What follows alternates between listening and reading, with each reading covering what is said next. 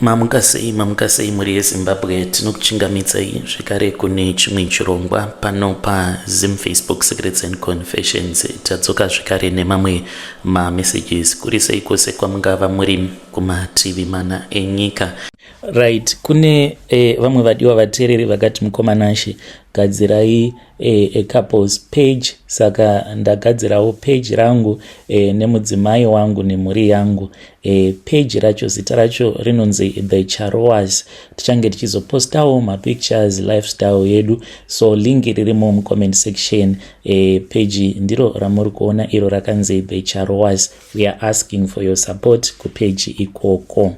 Message yedu yekutanga yakamira sekudai. So hanzi makadi zvenyu mukoma, ndinokumbirawo kuti munge muchindiposterawo nyaya yangu makavika chitupa changu. Zita rangu muchanditi Blessing, uye zvekare ndine makore 20 ekuberekwa. Ndinoda kukuudzai izvo zvakaitika pandainge ndichiri mwana mudiki, but ndinorangarira izvo zvakaitwa nevabereki vangu nekuti vakandinyepera vakati tiri kufanira kuti tinge tichienda kuGhana for a vacation. Zvinhu izvi pazvakaitika mukoma ndainge ndichiri ne13 years, saka tainge tichigara mamutare. Baba vangu ivo vainge vaine bhazi ravo rimwe chete, asi vainge vaine mamwe mabhazi 4 avo avainge vakaita majoint ventures nevamwe vavo avo vavainge vachiwirirana navo. Saka baba vangu munhu aitongotyisa pachezvake. Vaiti makuseni oga oga vaiti kana vobuda vachienda kugarage kwavo, vaiwanzokubuda vachienda kugarage kuma10 makuseni vozodzoka zvavo. Sometimes taisatoona kudzoka kwavo isu sevana nekuti tinenge tatorara. Saka baba vangu vaiti kana vachibuda zvezviya imba yose yainhuhwa nekuti vaitanga vapfungaidza, hameno kuti vaipisa mafuta akaita sei, wainzwa imba yose zvino yonhuhwa. Vaiti kana vobuda waitoona kuti pahembe dzavo dzavanenge vakapfeka vanenge vatori nebute iro ravanenge vazvimwaya mwaya pamapendekete avo. Vaizoti kana vava kumotikari amai ndipo pavaizovatevera, ende izvi zvaiitika each and every day. Pose apo baba pavaimuka vachiti vava kuenda kubasa, amai vamirira kusvika vava kumotikari ndo pavaibva vachizotora chimwe chimucheka chainge chiri chemeruni vobva vamhanya vaitaura mashoko iwawo each and every day. Vobva vati imi mhani makanganwa kuzvipukuta pamapendekete enyu. Saka baba vaibva vaburuka mumotikari kana kuri kunzi vanenge vatova mumotikari, vobva vatanga kupukutiwa naamai vangu. Vapedza kuita saizvozvo, amai vaipiwa mari, vaipiwa $100 each and every day. Ndo mari yavainge vachipiwa mushure mekunge vapukuta baba pamapendekete avo. Saka baba vangu vainge vachindifarira nekuti ndainge ndiri sasita wavo. Saka zvimwe zvinhu zvaiitwa mamwe masiblings angu vasingakwanisi kuzviona nekuzviziva kuti izvi ndo zvinoitwa nemaparents edu, asi inini ndaitozviudzwa zvikare nekutozviona because amai vangu nababa vaindifarira. Dzimwe nguva vaikwanisa kungondidaidza mubedroom mavo. Ndaiti kana ndapinda mubedroom zviya ndaibva ndachizotoona kutoti vanenge vakatogara pasi vakaisa rusero kumberi kwavo, vakafunya chisero zvekare. Saka mukati merusero rwuya munenge muine mishonga yakasiyana siyana, uye zvekare ndaiona mamwe makonye anenge achifamba. Makonye awa ainge aine mamvere kutoita vhudzi remunhu, vhudzi rinenge riri reblack, achinanaira achifamba arimo murusero imomo, ende ainge ari 10 makonye iwawo. Baba vangu naamai dzimwe nguva pandaipinda ndaiona kuti umwe neumwe anenge akabata kabhawel kake kewhite muine zvinyama zvinenge zvirimo, asi nyama iyi inenge yakaita kakuorera. Vobva vatanga kukandamo makonye iwawo achitodya kutoita sekunge vanhu, otopedza nyama kana apedza kudya nyama inenge irimo vokanda zvekare imwe nyama kusvika nyama yose yapera. Amai vaibva vachizoridza mururu vobva vatanga kuombera vachideketerera.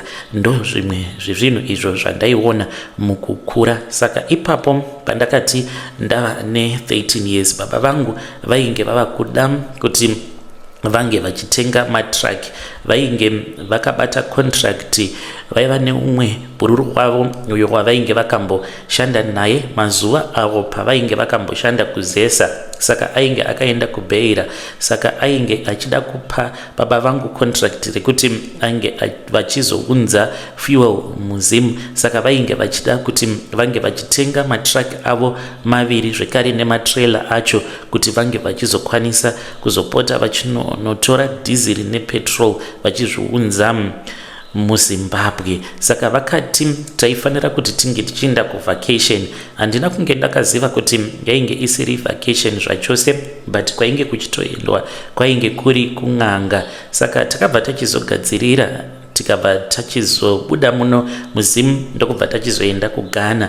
Masiblings angu takamasiya, takaenda tainge takati inini baba vangu na mai vangu takazoti tasvikako kuGhana tikatotanga kutogara pamwe pamba. Vakatanga vachandinyepera kuti tainge tigere mugame park tiri palodge, but ndakazoona kuti dzainge dziri nhema.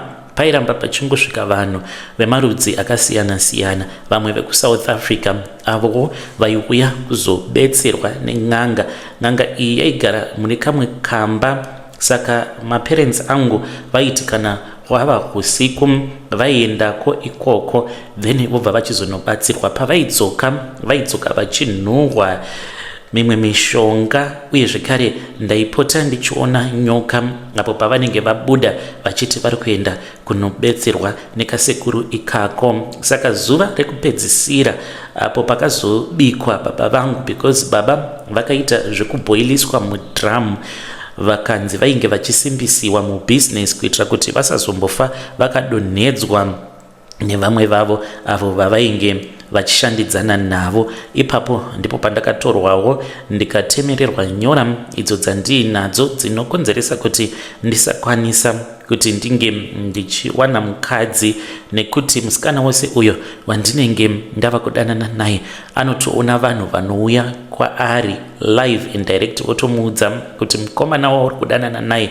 of course maparents ake ane mari, but wanga uchizviziva here kuti akakuroora unenge usiri mukadzi wake asi unenge wava mukadzi wenyoka. Saka vasikana vose vandinofambidzana navo at the end ndizvo zvavanongotaura.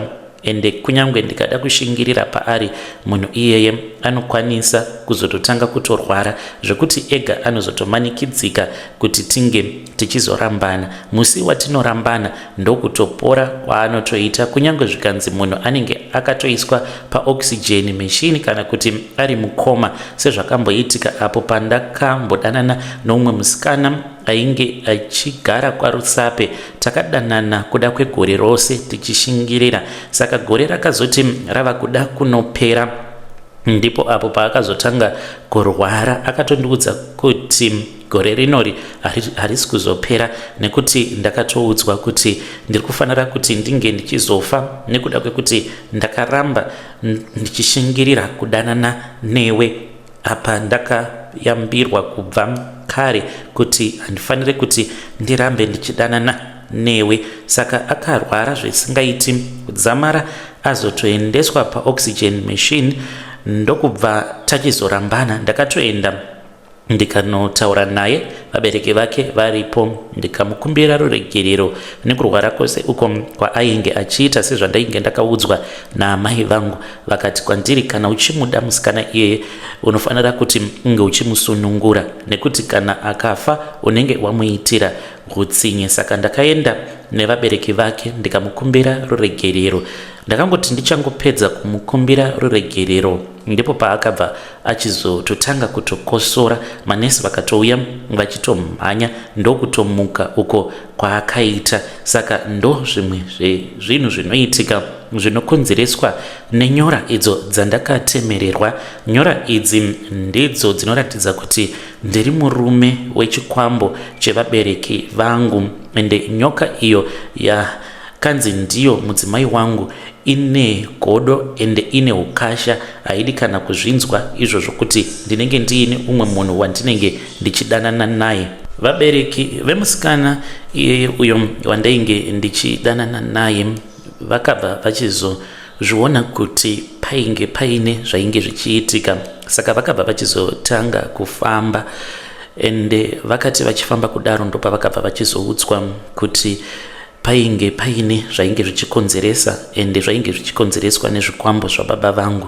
Saka go back to sender yavakazoita ndiyo yakazourayisa baba vangu, even though baba vangu vakazoshayika zvavo, asi inini namai tichiri kuenderera mberi nebusiness, uye zvekare zvinhu izvi zvatova mumaoko amai vangu. Asi kuzvida handizvidi, asi amai vangu munhu wekuti anototyiwa nevanhu vose nekuti vane mafuta avo eshato andakatoona mubedroom mavo avo avanotozora. Amai vangu dai kwanga kuri kunzi ndainge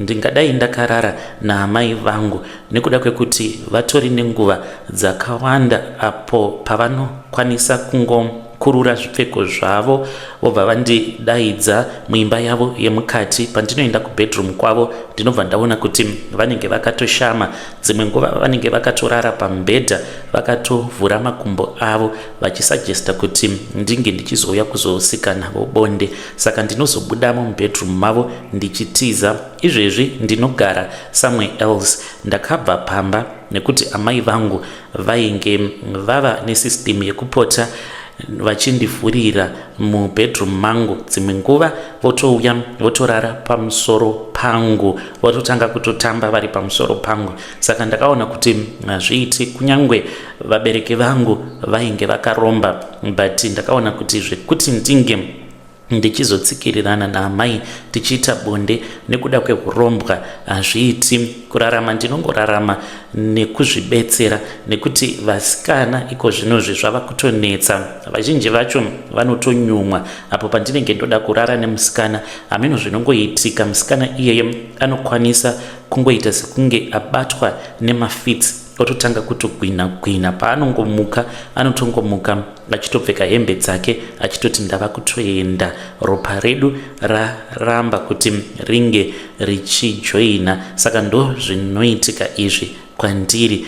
Saka baba vangu pavakaitirwa go back to sender, ndichachinja kwakaitikira maaccident. Pane maaccident maviri awo akaitika mwedzi umwe chete. Ndichati bhazi rababa vangu iro rakaita accident kunyazura ndokubva rachizouraya mapasenja maviri.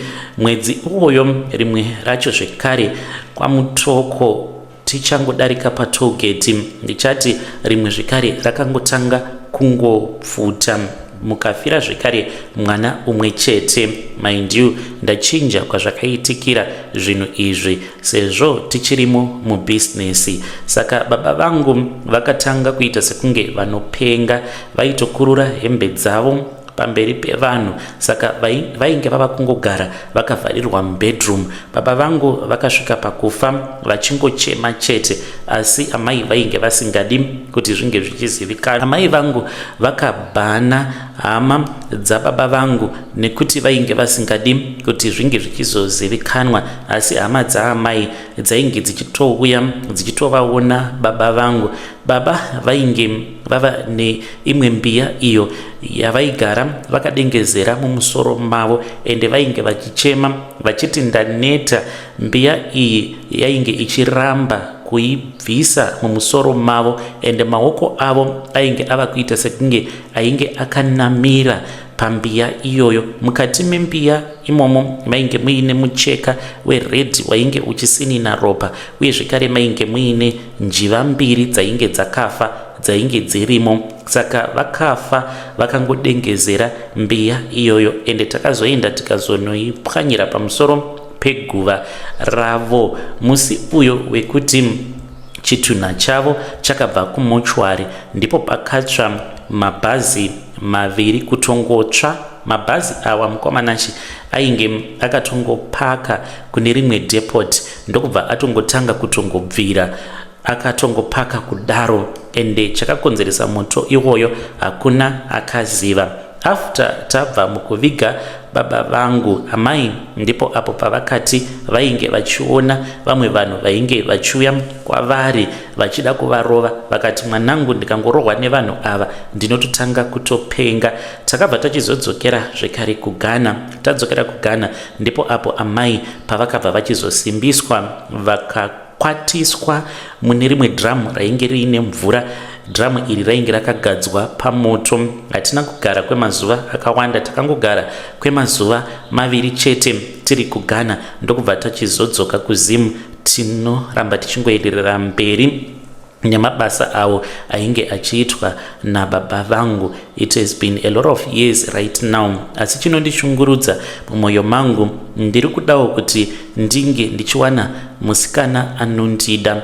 Vakadzi vamwe avo vandakambopinda navo mumarelationship, vazhinji vacho ndakatovaudza kuti izvi ndo zvinoitika pandiri. Saka musikana tichatanga zviya nekuda kwekuziva kuti ndiri munhu ane mari, saka vazhinji vanobvuma, but munhu anozosvika pakugutsikana ega obva achizondiramba, anenge ava kutorwirawo upenyu hwake. Ndiyo nyaya iyo yandiunza pano. Ndiri kutsvakawo muprofita anokwanisa kundibatsira araundi Mutare. Tanzwa nekudyirwa mari nen'anga kana tikafamba tichida kuti tinge tichimbokamura zvinhu izvi, because naamai tainge takawirirana tikati at least kana kuri kunzi tikangosara kana netruck rimwe chete kana kuti nebhazi rimwe chete zvaro, tinokwanisa kumaneja upfumi ihwohwo, nekuda kwekuti tine kamaini kedu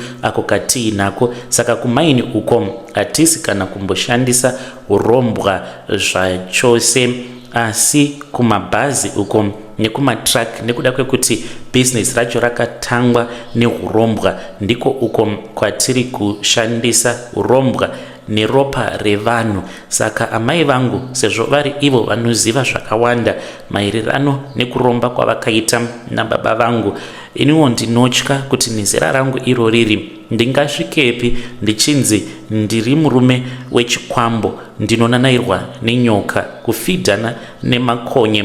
Tiri panhau emakonye mukomanashi, I discovered later on kuti vabereki vangu vainge vachipota vachienda kumamochwari ehurumende. Saka kumamochwari ehurumende kunenge kuine vamwe vanhu vaya avo vanenge vakangofiramo mumahospital vasina hama, saka vanokwanisa kugara mumamochwari kwenguva yakareba kwazvo.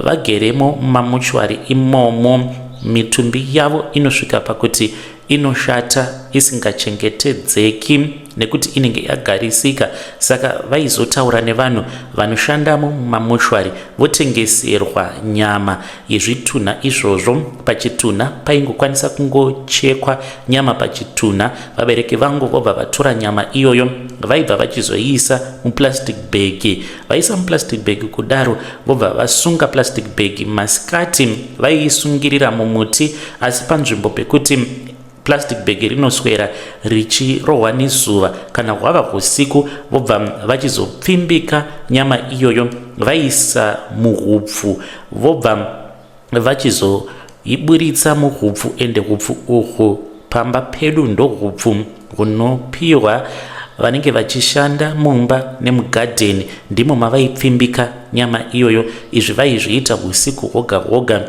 Yaizogumisidzira yava nemakonye kana yaorera kudaro ndipo pavaibva vachizoita mhiko idzo dzandakuudzai kuti vaindidaidza. Ndobva ndachizoenda kubedroom, ndobva ndachizoona vachifidha makonye awa anofidhiwa naamai vangu. Handizivi kuti pari zvino nyama vachiri kushandisa nyama yezvitunha here kana kuti vanoshandisa nyama yehuku, nekuda kwekuti pamba tine mapurojekti zvekare ekupfuwa huku. Saka dambudziko randiunza pano ndiroro rekuti ndiri kutsvakawo vanhu vanokwanisa kundibatsira. Vazhinji venyu munokwanisa kufungidzira kuti sezvo ndichibvawo kwaMutare, kusei ndiri kutambudzika panhau dzekuwana n'anga inokwanisa kundisunungura, asi ndanzwa nekudyirwa mari n'anga dzakasiyana-siyana vachiti vanokwanisa kudarikidza dambudziko iri, asi zviri kuramba. Ndibetsereiwo, kana kutendeuka ndava kuda kutendeuka, nditange kunamata kunyangwe nhasi chaiye. Vidare ndo meseji iyo yandakatumidzirwa ichibva kuna mukoma vedu. Zvakangooma azvo vedu we only 20 years apa zvinhu zvavari kutaura so pakaipa, nyama dzevanhu, zvitunha, kuenda kuGhana, pakaipa. Let us try to speak with our dear brother in the comment section. Zvakangooma azvo vedu we. So I'm going to share with you the next confession tichibva kupage redu riya repaFacebook, uko kwandakati tichange tichizoposta maconfessions anenge asina translation, anenge ari echishona uye zvekare kana variko vanenge vachititumidzirawo kunyangwe nendevele tinenge tichizoposta ikoko. So I am asking for your support, tinge tichikudza zvekare page iroro, tinge tichizopota tichitawo live ikoko ndichikuverengerai confessions live on camera. Message iyo yandabva mukuposta ikoko yandakatumidzirwa naHaidi yakamira sekudai. So hanzi tinoitira lula muchechi ndidzo mhiko dzatakapiwa patakaenda kunorombera church nemurume wangu. Makadii henyu mukomanashi, ndinokumbirawo kuti munge muchipostawo nyaya yangu, asi pamuchange mava kuposta please chitupa changu vigai. Mukomanashi ndauyawo neconfession yangu pano padare. Ndine nyaya iri kundishungurudza mupfungwa dzangu zuva nezuva reupenyu hwangu, kuti zvichazoguma zvadii kwekupedzisira kweupenyu hwangu, nekuti inini nemurume wangu takaenda takanorombera chechi, takapiwa mhiko dzatakapiwa dzatakanzi tinofanira kugara tichidzitevedzera mazuva ose eupenyu hwedu, nekuti kungodarika mhiko mumwe anotofa. Nyaya yangu mukoma yakamira yakadai. Inini ndiri mukadzi ane makore 37 years ekuberekwa. Ndinogara kuWaterfalls nemurume wangu akura zvake uye muhombe kwandiri ne10 years, ane 47 nevana vedu 2. Mukomanashi ndichakudzoserai kumashure zvishoma kuti munzwe kwakabva nyaya yangu. Inini ndakakura ndichigara navatete vangu, hanzvadzi yababa vangu kuHighfields kwaMachipisa.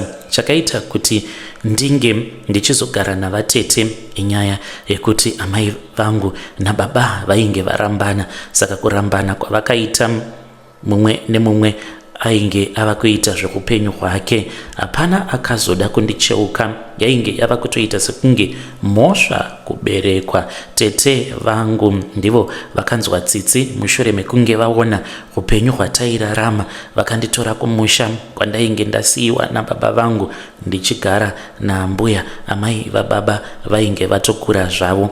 Pandakatorwa navatete vangu ndainge ndava munhu ainge ava kutoziva, ndainge ndava ne12 years. Saka pandakauya kuno kuHarare, tete vangu vakatanga kundiendesa kuchikoro. Saka ndaiti ndikabva kuchikoro ndaizopfuura nekubasa kwatete vangu. Vainge vaine kantini yavo paMachipisa. Kantini iyi vainge vakangoitira chese base rekuti vakwanise kubata zvikomba chete, vachitaimira vanhu vanenge vachiuya kuzodya sadza. Saka ndava ne18 years paiva nemurume aigara achiuya achiwirirana navatete vangu. Inini aitoratidza kundifarira, kuratidza kuti ainge aine something chaainge achida pandiri. Akatanga kuuya apo pandainge ndiine 16 years achipa tete vangu mari zvandaitoona saka ndava mu18 years tete vangu vakazonditi muzukuru iye zvino wakura, ndinoda kukugadzirira best life yekuti hauzombotambura, ndoda kukutsvakira murume anokuchengeta. Saka ndakabva ndachizobvuma, vakabva vandiudza murume wacho ainge ari uya wandaigara ndichiona mazuva ose achiuya. Saka pandakaudzwa mashoko aya ndakamboramba, asi tete vakati murume wandakutsvakira haasi murume wenhando, ndakazviitira kuti uve nebest life chete, asi kana usingade unotsvaka kwekugara uye undidzosera mari yangu yandakakuendesa kuchikoro nekuti yakabva kuna baba ava. Saka ndakazosara ndisina kana option pane kubvuma kuroorwa nababa ava, kunyangwe vaiva munhu mukuru kwandiri. Saka murume uyu mafirst days aizviti ndiri pastor, ainge aine chechi yake muHighfields imomo, ndiro rainge ritori basa rake raimuraramisa, aibatsira vanhu achivabhadharisa. Saka pandakazotanga kugara naye ndava nemwana 1 ndipo paakazonditi ndinoda kuti chechi yangu inge ichizokura.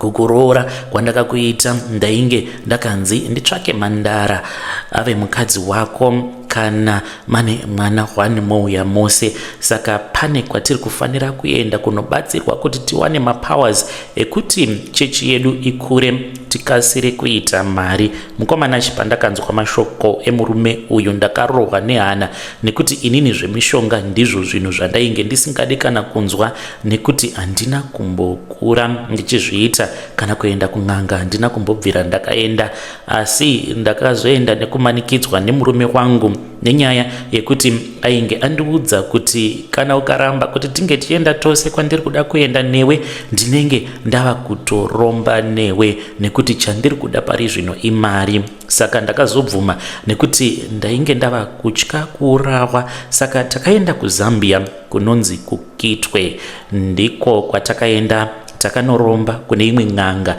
iyi muZambian yechikadzi inogara ikoko kuKitwe. N'anga iyi yakatisotera mishonga yedu, yakatipa hari yatinogara nayo mumba. Hari iyi ine karuva kanogara mumvura mubedroom medu, asi ruva iri rine mhiko dzekuti tinofanira kuitira bonde muchechi every Sunday vanhu vasati vauya kuchechi, ndiko kuti chechi yedu inge ichizokura. Saka takazodzoka kuZimbabwe takatanga kutevedzera mhiko, nanhasi tichiri kungotevedzera mhiko idzi. Chechi yedu iye zvino yatokura, tatova vanhu vane mari dzavo. Hapana anoziva kuti zvatiri kuita hazvisi kana zvekunamata, tiri kungoitira mari chete. Vanhu kutevera kwavari kuita, vari kutevera mbiri ine murume wangu nekuti anoprofita zvisingaite, asi simba raari kushandisa harisi kana raMwari. Chimwe chinhu chinonyanya kundirwadza mukoma inyaya yekuti murume wangu anoita basa rekurara nevakadzi vane nhumbu. Mukadzi wose waanenge asangana naye anotoita miscarriage. Mukoma nacho ndiyo confession yangu yandiinayo, upenyu hwangu huri pariski nekuti murume wangu munhu uya asina kana tsitsi. Saka ndava kutya kuti kumagumo eupenyu zvichazomira sei ndikaramba ndichigara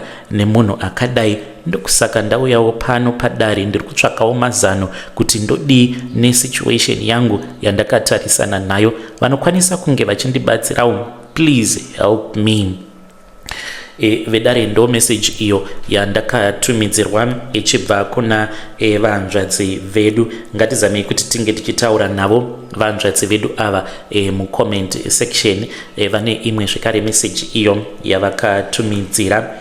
Regai ndiverenge message iyoyo. Hanzi mukoma, chinondirwadza ndechekuti pavakadzi vose ava vanouya kuchechi, vazhinji vacho vanouya nekuti vanenge vachitsvaka mbereko. Vamwe vanotouya nevarume vavo. Saka murume wangu iye kunyangwe ari pastor, but vane ring yavo iyo yavakapiwa. Ring iyi ine emerald yegreen. Saka pavanonamata vanobvisa ring iyoyo pavanenge vachinamatira mukadzi, then vanobva vachizoipfeka kana vonamatira murume uyo anenge agumwa nering, nekuti vanotogumisa emerald riya pahuma pemurume wacho. saka anobva achizotanga kusema mukadzi wake, mukadzi wacho anobva achizotanga kuuya zvekare kwatiri. Saka handitotendedzwe kuti ndinge ndichitaura nevakadzi avo vanenge vava kusemewa nevarume vavo. Vanofanira kuti vange vachingotaura nemurume wangu, anoita sekunge anenge achivabatsira. One day ndakapinda mune imwe room ndikaona kuti ainge akatokotamisa umwe mukadzi uyo ainge auya achichema achiti ainge abva mukurohwa nemurume wake, ainge akatokuvara padama after arohwa nebhodhoro nemurume wacho. Marriage yake yakazoparara, akatanga kutonetsa because ainge ava kutofungidzira kuti anotoda murume wangu, izvo ainge asingatozivi kutoti ndo zvinoitwa nemurume wangu. Saka ndava kutya nenyaya dzimwe idzi dziri kubuda mumapepa nhau kuti murume wangu achazogumisidzira asungwa. Ndomuudza sei kuti yava nguva yekuti ange achimbosiyana nazvo izvo zvaanoita zvekurara nevakadzi, tongotsvaka hedu mari, nekuti zvinokwanisa kuzotikanganisira future yedu nefuture yevana. Hey, vedare ndo message iyo yandakatumidzirwa, imwe yacho ichibva kuna vahanzvadzi vedu. Ngatizamei kuti tinge tichitaura navo vahanzvadzi vedu ava mucomment section. Hanzi ndava kutya kuti zviri kuitwa nemurume wangu anokwanisa kuzopinda busy. Hanzi ndiri kutya nenyaya idzo dziri kuburitswa mumapepa nhau. Yo pakaipa. Hanzi vane ring yavo iyo yavainayo inoparadza marriages evanhu yapakaipa.